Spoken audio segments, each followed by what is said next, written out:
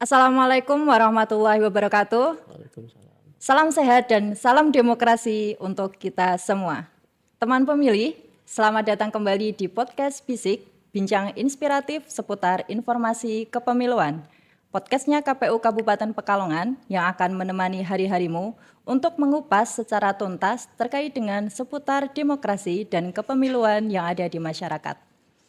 Pada episode kali ini, kita akan membahas tema yang sangat penting dalam menjaga kualitas demokrasi, yaitu mengenai proses penanganan pelanggaran pemilu.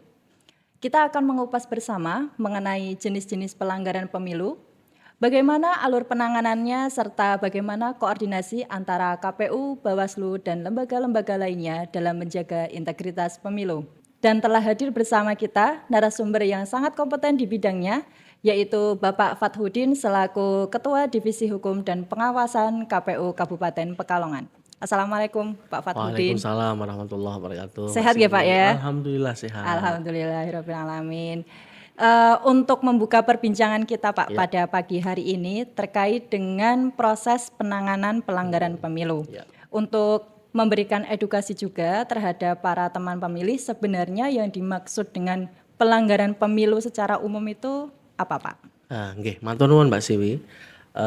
Dalam Undang-Undang 7 tahun 2017 telah disampaikan bahwa pelanggaran pemilu itu adalah tindakan yang bertentangan dengan ketentuan peraturan yang perundangan yang berlaku. Artinya sesuatu yang sudah ada dalam Undang-Undang 7 2017 yang sudah rigid betul, ternyata ada pelanggaran-pelanggaran di situ, itu adalah pelanggaran umum yang dilaksanakan saat pemilu. Jadi hal-hal tersebut ada 4 macam. Nanti kita korek lebih dalam terkait dengan apa saja pelanggaran pemilunya. Iya, Mbak.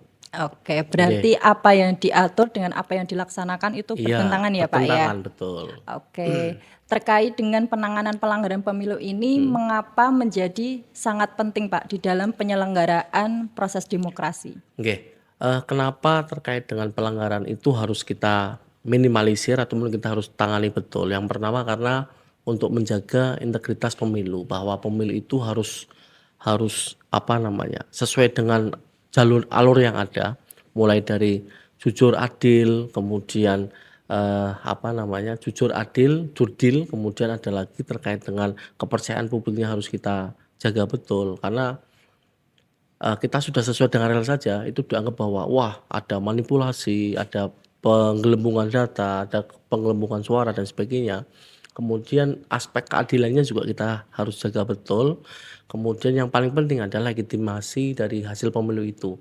Dengan adanya penanganan pelanggaran pemilu, maka kita akan menjadikan legitimasi hasil pemilu itu benar-benar bisa dilaksanakan secara rigid, dan juga masyarakat itu percaya dengan pelaksanaan pemilu yang dilaksanakan oleh KPU itu sendiri, gitu Mbak. Oke, baik. Kadang Nggih. kita yang udah all in aja masih Iya. dapat ini ya. Kita benar saja kadang dianggap salah, apalagi salah kan Iya, begitu. dianggap Oke. salah 2 kali. Oke. Iya. Lanjut Pak.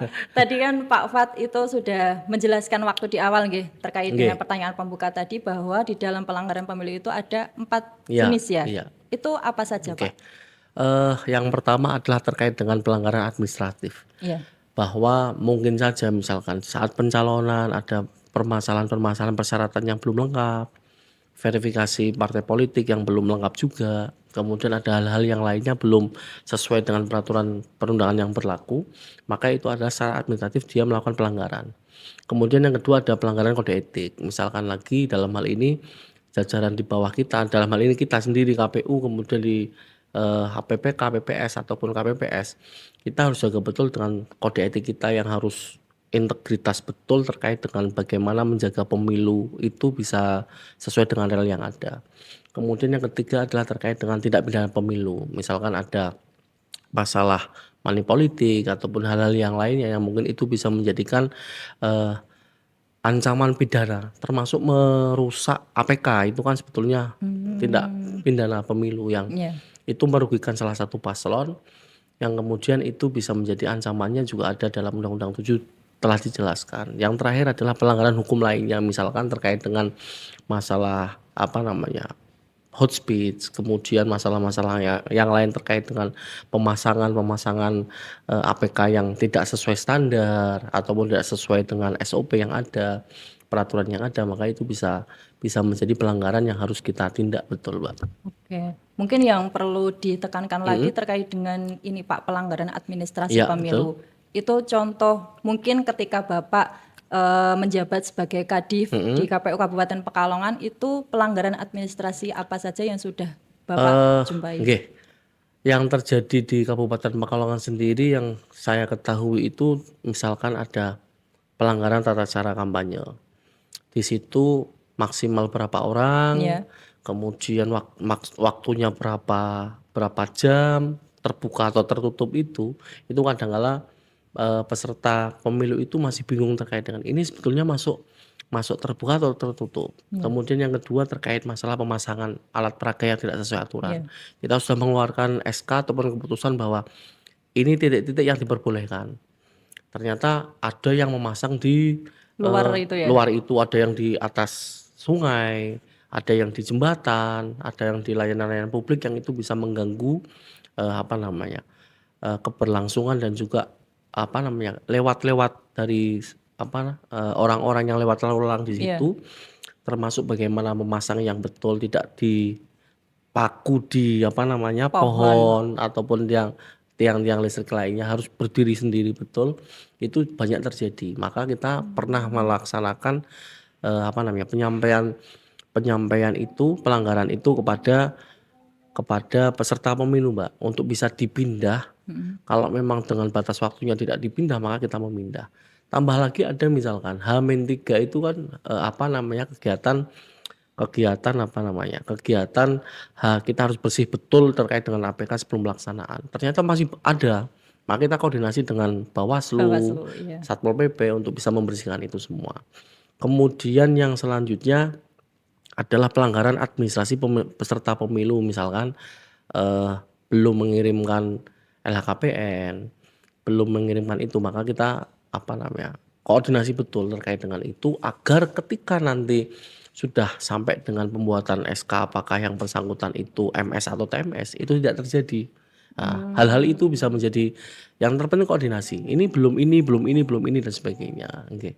Oke, berarti memang terkait dengan pelanggaran administrasi Mhm, pemilu ini mhm. itu mungkin kalau misalnya orang awam, itu apa sih? Iya, Tapi bakal betul. berefek panjang ya Pak terkait Efek dengan panjang. administrasi ini. Bahkan sampai termasuk kepada apakah dia yang bersangkutan MS memenuhi syarat atau TMS itu dari pelanggaran Dimulai dari itu. situ Iya, ya. mulai dari situ. Baik. Terkait dengan ini Pak, tadi kan Bapak juga Mhm. menjelaskan ketika jenis-jenis pelanggaran pemilu Ya. itu salah satunya adalah tindak pidana pemilu ya Mhm, Pak. mhm. Dengan tindak pidana pemilu ini itu apakah sebenarnya hal yang berbeda dengan Mhm, pelanggaran administrasi mhm. atau memang ada persamaannya di Nggih. situ Pak? Kalau titik tekannya adalah kalau administratif itu hanya sifatnya administrasi, jadi tidak sampai pidana. Tapi kalau yang pidana itu bisa dipenjarakan, dipidanakan sesuai dengan peraturan perundangan yang berlaku. Contohnya adalah begini, misalkan money politik. Ya, Yang memberi dan yang menerima itu bisa dipidana. Kemudian yang selanjutnya ada intimidasi pemilih. Misalkan sama orang milih iki dengan kekerasan ataupun dengan ya. apa namanya intimidasi itu kan tidak hanya kekerasan tapi juga iming-iming naik milih kayak begini dan sebagainya. Itu kan secara psikologis biar menjadikan dia itu menjadi apa namanya berubah pilihannya sesuai dengan intimidasi yang dia laksanakan. Suami mengintimidasi istri dengan kekerasan ataupun dengan oh nek milih kayak sampean kok begini kan gitu. Ada lagi misalkan manipulasi suara dengan sengaja mengganti angka 14 menjadi 114 misalkan, Iya. itu juga pidana.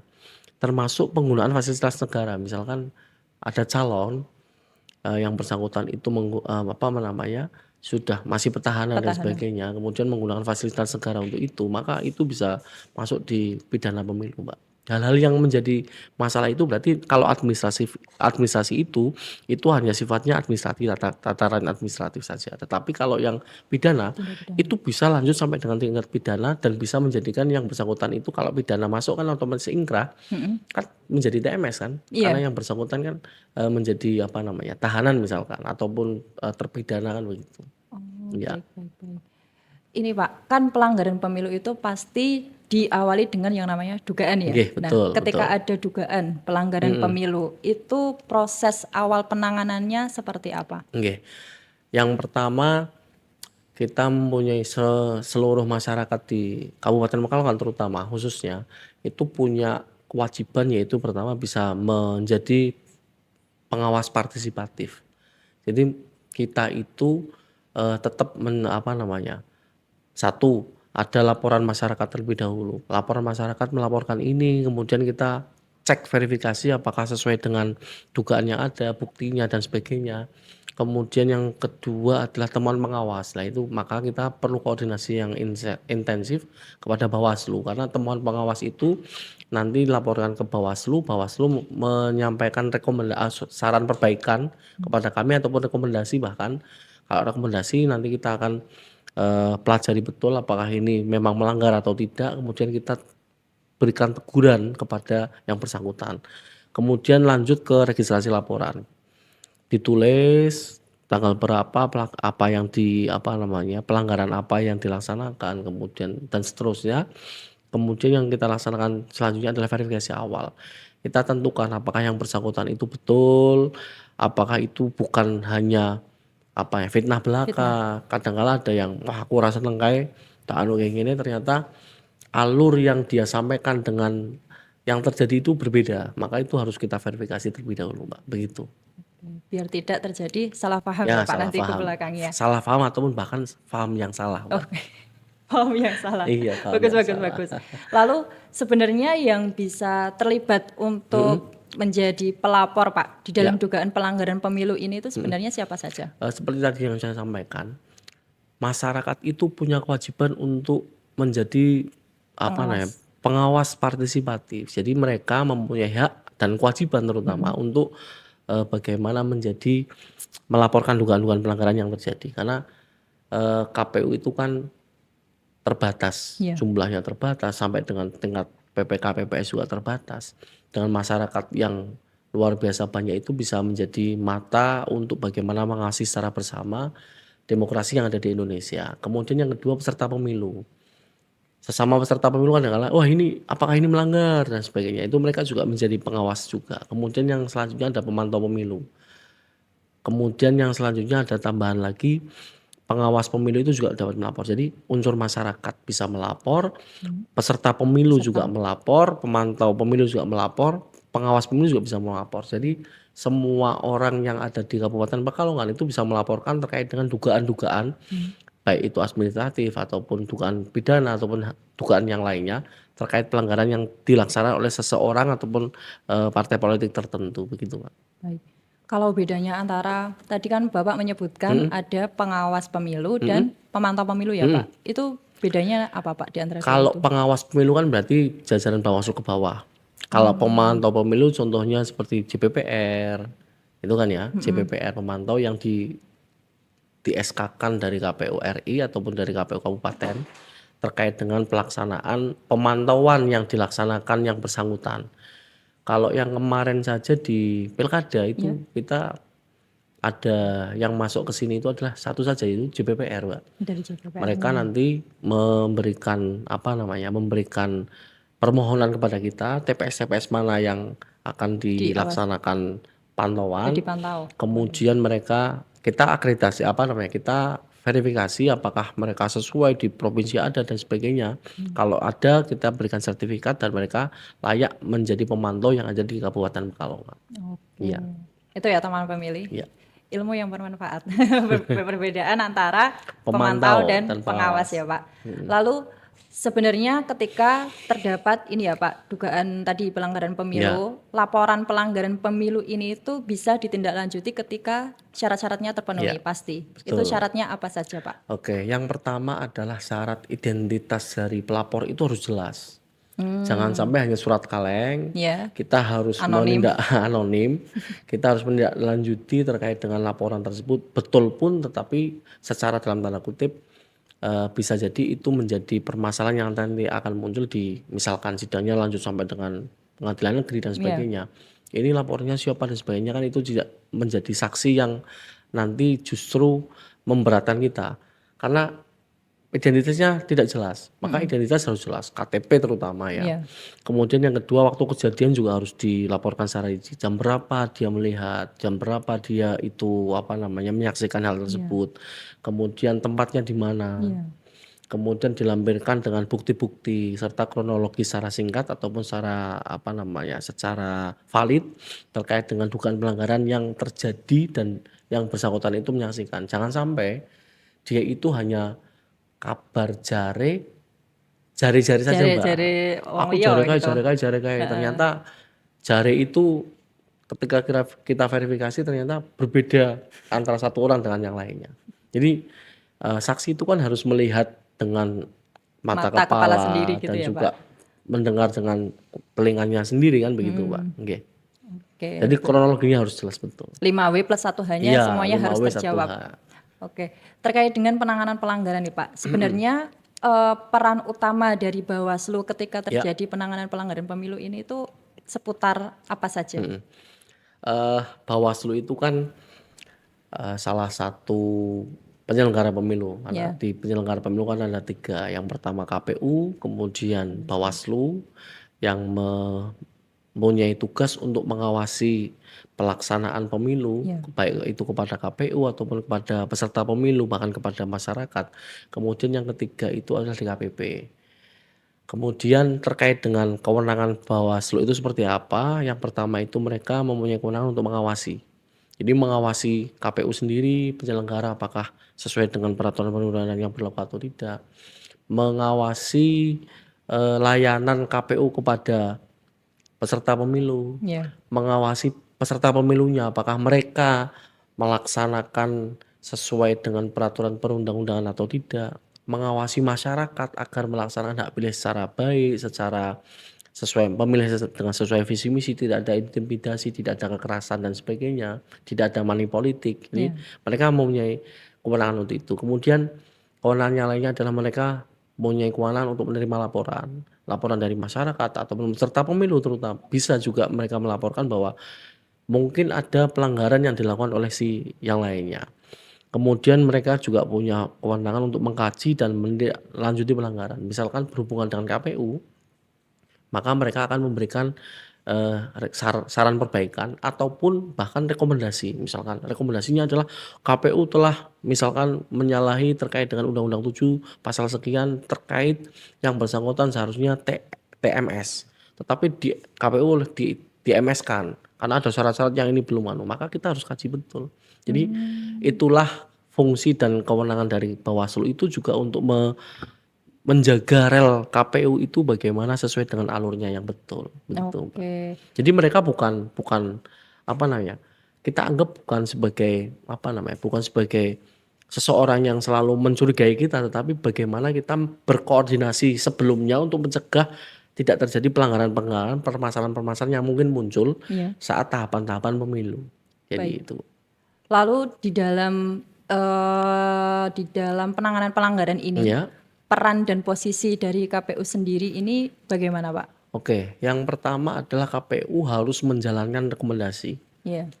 Putusan-putusan MK kemarin memunculkan sebuah di amar putusan itu KPU banyak yang tidak melaksanakan rekomendasi. Maka kita harus menjalankan rekomendasi dari Bawaslu. Walaupun dalam tanda kutip ada juga di MK putusan MK rekomendasi Bawaslu justru malah dalam tanda kutip salah tafsir kalah tafsir dengan yang ada di MK. Kembali lagi ke tafsiran KPU kan juga ada kemarin ya. Hal-hal itu menjadi acuan kita, maka menjalankan rekomendasi itu kita harus betul laksanakan. Kemudian memastikan tahapan sesuai dengan regulasi yang ada. Batas waktunya seperti apa juga kita harus laksanakan. Tidak boleh melanggar sesuai dengan waktu. Misalkan di hari itu tanggal 14 Februari misalkan harus pelaksanaan pemilu itu mulai jam 7 sampai jam 1 kita harus betul-betul laksanakan itu. Walaupun sekali lagi sudah sepi misalkan, sudah sepi jam 12 sepi. Jadi kita harus sampai jam 1 karena itu menjadi pelanggaran. Kemudian tidak lanjut administrasi. Misalkan ada administrasi yang kurang lengkap, LHKPN calon itu kurang lengkap ataupun hal-hal yang lainnya persyaratan kurang lengkap, maka kita berikan tembusan kepada yang bersangkutan untuk bisa melengkapi administrasi. Dan yang terpenting adalah bagaimana kita menjaga kepastian hukum karena sekali lagi asas demokrasi di Indonesia itu adalah bagaimana menjaga kepastian hukum terkait dengan hak-hak yang terjadi di masyarakat ataupun hak-hak yang harus kita berikan kepada peserta pemilu, maka rel itu harus dijaga betul. Makanya perlunya adanya Bawaslu itu seperti itu. Jadi kita anggap sebagai kawan seperjuangan untuk Iya, bagaimana mengawal demokrasi itu semakin baik lagi sesuai dengan relnya, sesuai dengan peraturan perundang-undangan yang berlaku. baik. Sebagai kawan perjuangannya Betul, betul. KPU dan Bawaslu nih Pak, Iya. koordinasi tadi kan sudah dijelaskan juga dari Pak Fat bagaimana cara kita untuk berkoordinasi Iya, dengan Bawaslu agar semuanya sesuai dengan rel yang ada. betul. Lalu bagaimana metode di dalam menjalankan koordinasi ini Pak? Kita dengan Bawaslu itu seperti apa yang sudah dilakukan? Yang kita laksanakan dengan Bawaslu misalnya di Kabupaten Pekalongan, kita memang selalu komunikasi aktif dan melibatkan beliau-beliau ini dalam tahapan-tahapan yang ada. Kita selalu koordinasi terkait dengan bagaimana lembaga di KPU, bagaimana lembaga di Bawaslu itu mempunyai peran masing-masing. Yang pertama kita harus tahu peran masing-masing. Jadi ketika Bawaslu memberikan masukan kepada kita, itu bagian tugas dari yang bersangkutan kan dari Bawaslu sendiri. Jadi kita harus memahami betul, oh ini bukan bagian dari menyentil kita, tetapi itu bagian sayang kepada kita agar relnya itu sesuai dengan aturan yang berlaku. Kemudian kita selalu mengikut sertakan Bawaslu dalam rakor-rakor yang kita laksanakan. Kemudian tindak lanjut rekomendasi.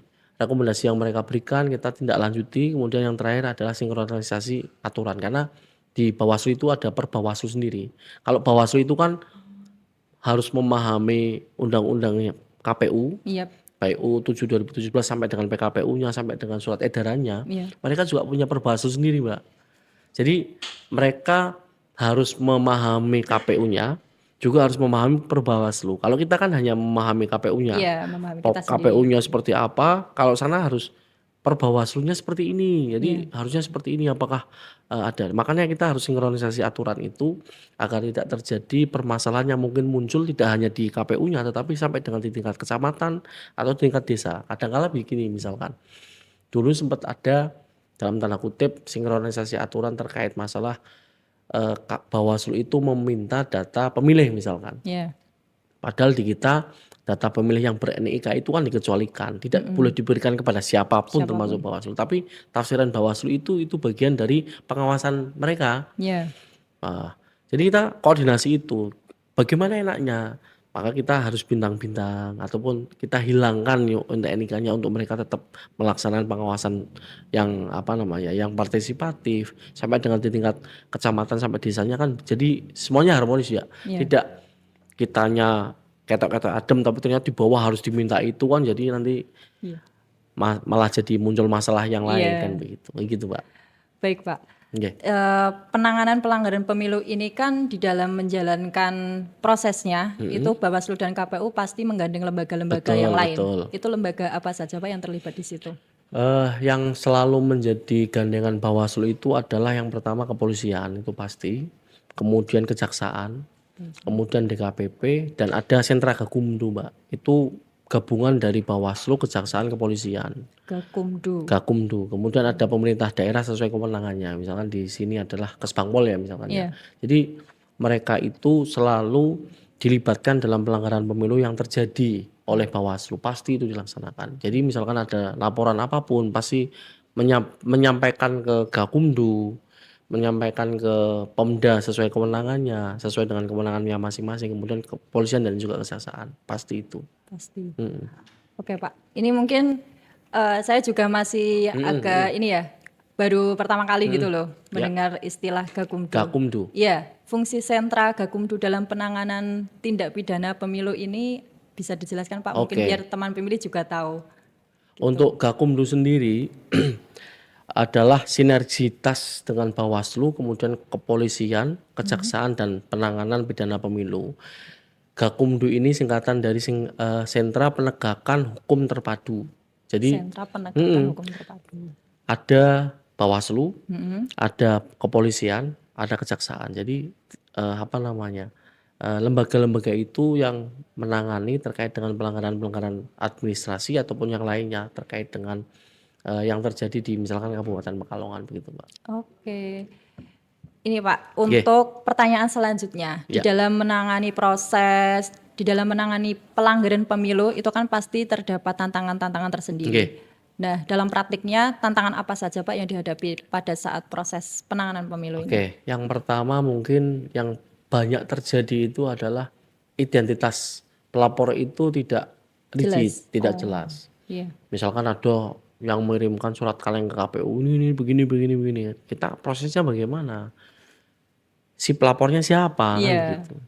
Kemudian yang kedua adalah minimnya bukti. Mereka tidak menampilkan bukti yang terkait hanya katanya begini, tapi tidak ada bukti, baik itu bukti foto, bukti rekaman, harus ada 2 alat bukti itu kan harus terpenuhi.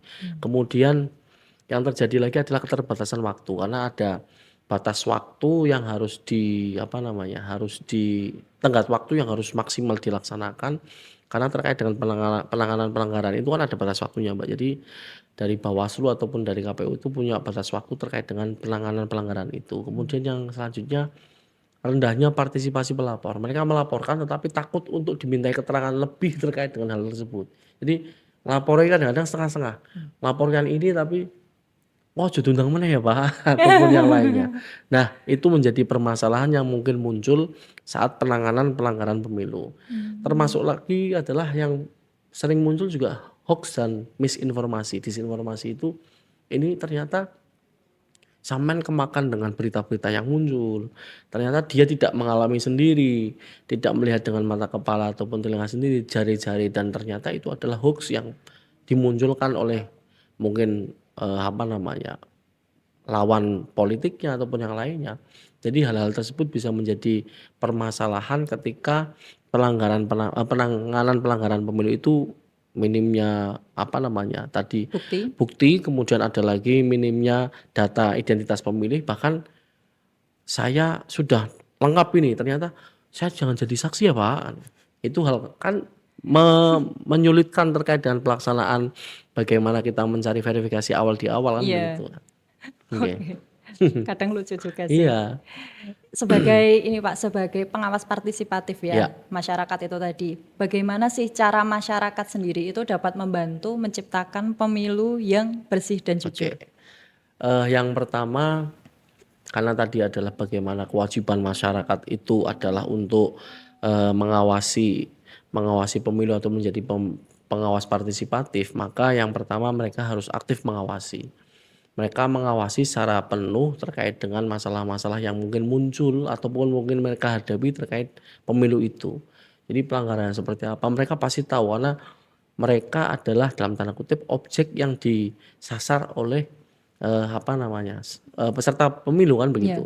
Kemudian yang kedua tidak terlibat dalam politik uang. Lah ini yang menjadi gembar-gembor di KPU sendiri. Ini menjadi sosialisasi yang harus sampai tuntas. Bahkan kita harus putus rantainya misalkan itu terjadi untuk kita laksanakan sampai dengan pemilih pemula itu jangan sampai hanya karena masalah uang kemudian mereka memilih seseorang, tetapi harus kita sampaikan bahwa memilih itu dengan kita lihat rekam jejaknya, visi misinya, kemudian calonnya seperti apa, akan membawa di Indonesia dalam hal ini misalkan Kabupaten Pekalongan dan seterusnya itu menjadi catatan penting. Kemudian masyarakat harus berani melapor jika menemukan pelanggaran. Karena tidak semua masyarakat itu berani melapor, Mbak. Tadi yang saya sampaikan, ono sing Iya. ora wani lapor dengan menggunakan surat kaleng. Ada yang sudah berani lapor tapi ojo dijak meneh ya, Pak. Ada lagi hal-hal yang lainnya yang mungkin itu bisa menjadi hambatan terkait dengan bagaimana penanganan pelanggaran pemilu.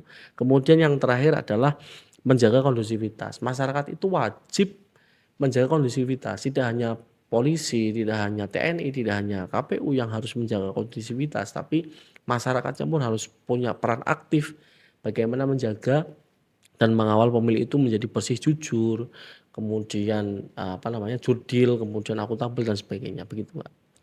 Baik Pak. Politik uang nih Pak, berbicara Mm-mm. terkait dengan politik uang. Sebenarnya dampaknya seperti apa sih terhadap kualitas Mm-mm. demokrasi? Kok dari KPU itu memang harus mensosialisasikan hal Ya, ini secara tuntas? ya. Yang pertama adalah integritas demokrasi itu pasti akan rusak ketika hanya dalam tanda kutip kita hanya masalahnya di money politik ya. Yap. Kalau orang memilih karena iming-iming A dan B ataupun bahkan terkait dengan masalah di pressing sama nek milih iki kok bakalnya seperti ini. Itu saya yakin integritas pemilu itu pasti akan demokrasi terutama itu pasti akan rusak. Kemudian memunculkan pemimpin yang tidak sesuai kehendak, tidak sesuai kapasitas, tidak sesuai kapabilitas, tidak sesuai dengan kualitas yang ada. Kemudian yang terakhir adalah hilangnya kedaulatan rakyat karena rakyat itu sebagai demokrasi itu kan dari rakyat, oleh rakyat, untuk Untuk rakyat. rakyat. Jadi rakyat itu punya daulat yang luar biasa terkait dengan bagaimana harus dia itu dipimpin oleh seseorang dalam tanda kutip namanya wakil rakyat. Maka wakilnya juga harus punya kualitas yang luar biasa bagaimana memimpin di Indonesia terkait dengan demokrasi itu. Maka sekali lagi terkait dengan ini kami sering gembar-gemborkan bahwa money politik itu tidak boleh dan sebagainya kepada masyarakat dan juga kita putus rantainya kepada anak-anak didik yang sekarang di usia SMP, MTS, kemudian SMA, MA, SMK. Kita putus rantai dari situ. Mudah-mudahan ini bisa menjadi demokrasi yang lebih baik lagi di masa yang akan datang, apalagi di 2029 ya. Iya, Pemilu 2029. itu nanti akan dilaksanakan. Oke. Terkait ini Pak, pendidikan politik ya Ya. kepada masyarakat terkait dengan dugaan pelanggaran pemilu dari KPU sendiri itu upaya apa saja yang sudah dilaksanakan? Oke.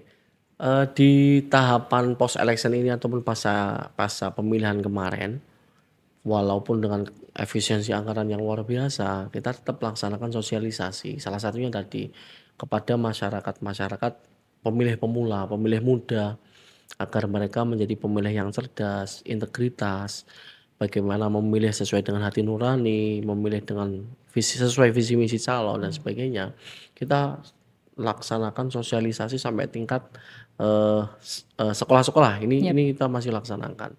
Kemudian sosialisasi terkait dengan bagaimana pendidikan pemilih berkelanjutan, terutama orang-orang yang marginal. Nanti kita akan laksanakan itu, termasuk wanita itu kan marginal katanya. Iya. Karena punya punya kecenderungan memilih sesuai dengan imamnya, sesuai dengan suaminya, sesuai dengan ayah ibunya kan begitu. Jadi hal-hal ini bisa menjadi sosialisasi bagaimana dia itu menjadi pemilih yang integritas. Kemudian di media digital, medsos KPU luar biasa. Tiap hari kita pasti mengupload kegiatan di KPU seperti apa, walaupun di post election yang seperti ini. Kemudian tambah lagi podcast-podcast bersama ini juga kita sering laksanakan, baik itu kerjasama dengan pihak-pihak terkait eksternal, sampai kita pernah diundang kemarin Pak Dika itu di Tegal gitu kan. Jadi podcast ini kita selalu tampilkan di sebagai media siar untuk bagaimana sosialisasi. Kemudian kerjasama dengan sekolah. Nah ini juga penting. Kemarin kita juga kerjasama dengan perguruan tinggi, sekolah-sekolah. Bagaimana tidak hanya saat pemilu saja mereka dilibatkan, tetapi jauh sebelum pemilu seperti sekarang ini kan 2029, kita masih 2026. Kita menyiapkan 3 tahun itu bagaimana memahamkan pemilih termasuk stakeholder di sekolahan tersebut menjadi pemilih yang luar biasa, bahkan tidak ketika nanti yang anak-anak tersebut kan juga tidak hanya menjadi pemilih, bisa jadi menjadi dipilih kan. Jadi mereka menjadi yang seseorang yang dipilih sesuai dengan rel yang ada kan gitu.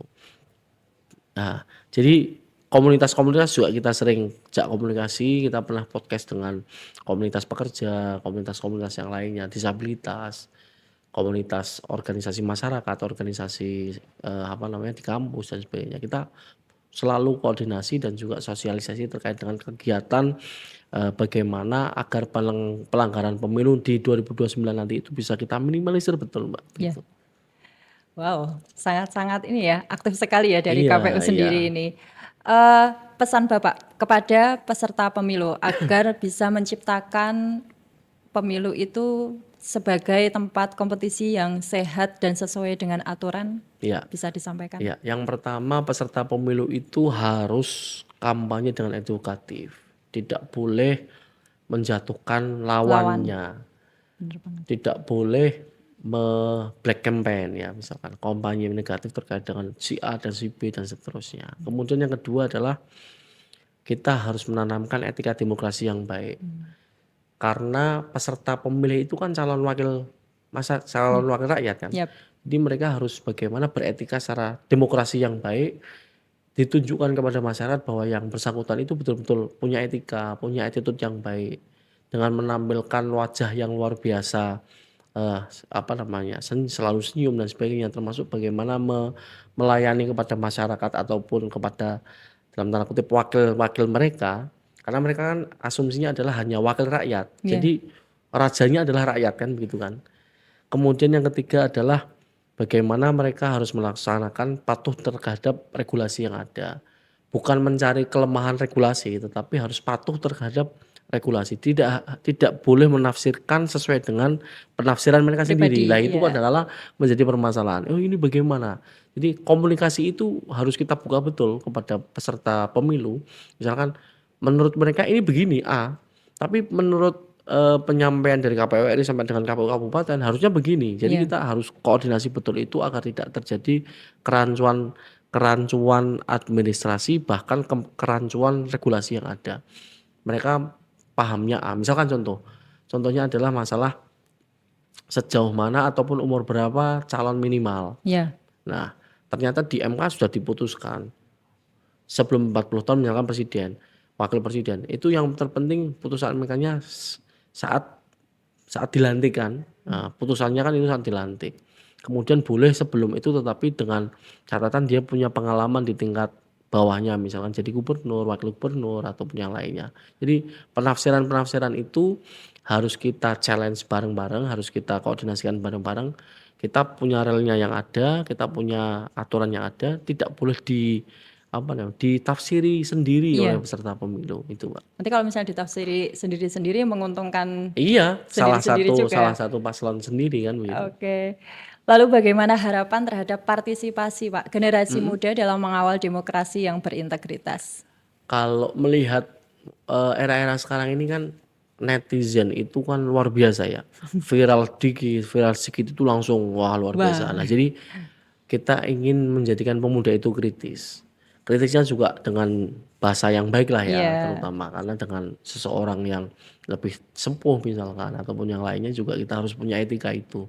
Kemudian pemuda itu harus aktif.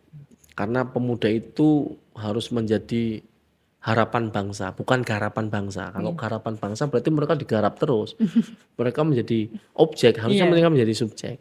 Kemudian yang terakhir adalah bagaimana kita menyadarkan mereka bahwa bahaya politik uang itu luar biasa. Maka kita harus putus itu agar pemilih muda itu tidak hanya mengandalkan sisi calonnya itu dari uang dan uang saja. Begitu, Mbak. Oke, terakhir nih Pak, Nggih. pesan kepada masyarakat agar tidak takut melaporkan apabila terjadi yang namanya dugaan pelanggaran pemilu. Nggih. Kami akan memberikan kesadaran bahwa ini adalah tanggung jawab bersama. Tidak hanya KPU, tidak hanya Bawaslu, tidak hanya DKPP, kepolisian, kejaksaan, tapi seluruh masyarakat itu punya kewajiban yang sama untuk bagaimana menjadikan demokrasi itu jujur dan adil. Demokrasi itu berintegritas. Demokrasi itu sesuai dengan kehendak rakyat. Jadi hal-hal yang ini menjadi catatan penting bahwa masyarakat itu punya hak dan kewajiban yang sama untuk bagaimana mewujudkan itu. Kemudian yang kedua, masyarakat itu punya peran penting loh terkait dengan bagaimana berdemokrasi. Karena kalau kita sudah menyiapkan nih, kita sudah menyiapkan, Bawaslu sudah menyiapkan menyiapkan peserta pemilu dengan baik, kepolisian menjaga, tetapi tidak ada yang memilih kan bagaimana? Partisipasi rendah, kemudian hal-hal yang lainnya menjadikan masalah yang di kemudian hari itu bisa menimbulkan masalah yang lainnya. Misalkan munculnya, wah ternyata misalkan ada pameo yang tidak memilih itu lebih besar jadi dari yang memilih misalkan. Jadi itu bisa menjadi wah itu orang tak pilih aku dan sebagainya. Padahal itu adalah sebagai hak mereka untuk bagaimana menyalurkan aspirasi kepada calon-calon ataupun peserta pemilu yang ada. Jadi mereka harus punya punya peran penting itu. Masyarakat harus sadar terkait dengan peran penting yang ada di masyarakat tersebut, Mbak. Kita harus sampaikan itu secara terus-menerus begitu. Oke. Iya. Intinya jangan takut ketika kita benar ya Pak Ya, ya. betul, betul. Oke, teman pemilih, dari perbincangan kita hari ini dapat disimpulkan bahwa pelanggaran pemilu meliputi berbagai bentuk, mulai dari administrasi hingga tindak pidana pemilu.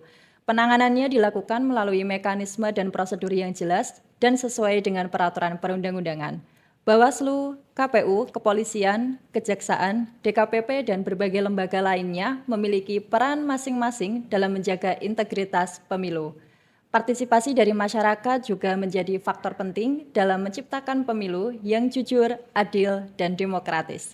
Demokrasi yang berkualitas tidak hanya menjadi tanggung jawab penyelenggara pemilu, tetapi juga seluruh elemen masyarakat. Terima kasih kepada Nggih, Bapak nggih, Fatudin matur yang nuwun Mbak telah Siwi. meluangkan waktunya Ya. memberikan pemaparan yang sangat informatif. Semoga perbincangan hari ini dapat menambah wawasan masyarakat mengenai pentingnya pengawasan dan penanganan pelanggaran pemilu demi terciptanya demokrasi yang berintegritas. Teman pemilih, sampai di sini dulu episode kita kali ini. Terima kasih kepada para teman pemilih yang telah mengikuti dari awal hingga akhir. Jangan lupa untuk terus ikuti episode-episode berikutnya di podcast Bisik, bincang inspiratif seputar informasi kepemiluan. Karena akan ada banyak tema yang sangat menarik seputar demokrasi dan kepemiluan yang tentunya edukatif, transparan, dan inspiratif. Saya Siwi, pamit undur diri. Sampai jumpa di episode selanjutnya. Podcast Bisik menginspirasi dan mendidik untuk demokrasi yang lebih baik. Wassalamualaikum warahmatullahi wabarakatuh. Waalaikumsalam warahmatullahi wabarakatuh.